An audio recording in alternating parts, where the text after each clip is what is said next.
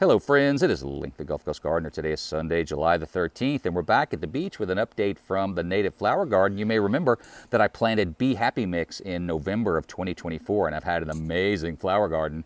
It started flowering back in March, and we still have flowers even in the heat of summer. Now this is Landsleep coreopsis, one of my favorite plants to grow. It is easy to grow from seed. It flowers the first year, and it's nice and green in the heat of summer and just keeps on flowering. Wandering up this way, this is Illinois Bundleflower. I pulled up a few before I realized it was part of the mix, and I'm interested to see how that's going to turn out. Now this is mealycup sage. This is the Texas native blue salvia, and this is the first salvia that I ever grew. It kind of got me addicted to those plants.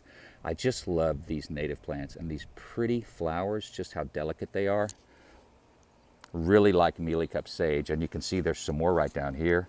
Look how pretty these are. Flowering in the heat of summer, no problem. We've got some really nice rudbeckia back here. These are BlackEyed Susans. I have mixed luck with BlackEyed Susan, but this year they're doing really well. Nice green and lush plants. You recognize there's another coreopsis back there. More coreopsis. All the yellow flowers you see are mostly coreopsis. As we wander through here, you can see even more. So you could have this whole bed of coreopsis and mealycup sage and this prairie verbena, which has been a superstar for me. This is the first thing to bloom back in March. It's also the host plant for the common Buckeye butterfly. And look how pretty this is. I see these growing wild around here sometimes. This is evening primrose. Look how gorgeous these flowers are. Nice and green foliage, lots of flowers. And as we wander down here, you can see some more of that verbena. Now these are all just burned up Indian blankets that were flowering like crazy early in the spring. More of the verbena. So I think you're seeing a trend here. Look at this, more of the verbena. So I think what I'm gonna do next year, more of the coreopsis as we wander down into the sun.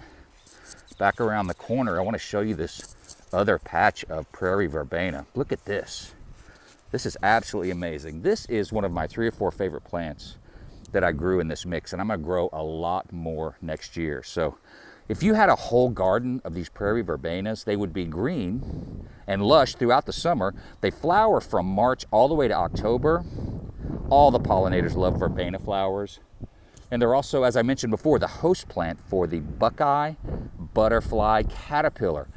And those butterflies tend to get established in an area. So if you get a nice group of them around your garden, they don't migrate. They'll just stick around. So plant a bunch of this prairie verbena or other verbenas, and you might have a bunch of those common Buckeye butterflies, and they're really pretty. So start thinking about planting those fall flowers. Thanks for watching. Have a great day.